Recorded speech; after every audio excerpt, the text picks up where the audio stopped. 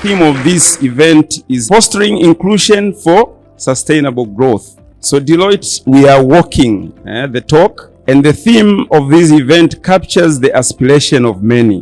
When banks have a lot of excess deposits, they're able to use those deposits to fund these long-term projects.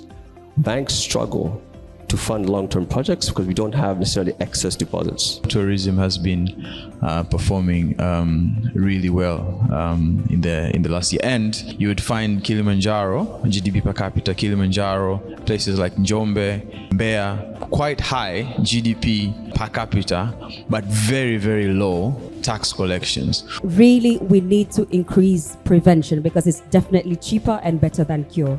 So this is where private sector can come as well. Support the government in terms of creating awareness, educate. And when I talk about private sector, I am talking about non-state actors, from NGOs, FBOs, and other private providers as well. The last year budget, we saw the government removed levy on electronic money transfer. And because of that, we've seen the growth, people using mobile money transactions, improving and growing massively.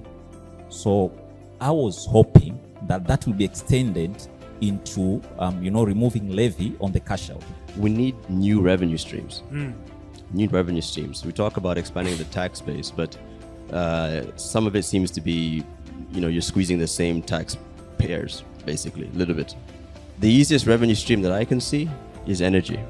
I mentioned earlier in my presentation that Guyana is looking at GDP of 26%. That 26% is because of the massive oil findings that they had. Energy is probably where we should really focus on. It's mentioned in the budget, but it's been mentioned in the budget for the past 3 years. We need to be cognizant that as we look for the best deal that we can get, that time is not waiting for us. There's a commitment globally to net zero. It's not just a slogan, it's real. So the value of our resources may decline over time, and it's, I think, incumbent on us to utilize them while we can. The mining sector actually recorded a growth of around 9%, and it is the third sector in the country after agriculture and construction in terms of its contribution to the GDP of the country. So all this actually gives us a room of how the country can benefit more in terms of the mining sector. As I've said before, the mining sector recorded a growth of around 11.3%, but we should bear in mind that there are a number of mining projects that are in the pipeline. Some of the mega projects, you talk of the Tembo Nickel project, you talk of Nyanzaga project, you talk of other graphite and rare earth minerals projects. So when all these projects are actually kicking off and starting production, I think we should expect a lot of contribution when it comes to economic performance of the country, as much as what we are seeing right now.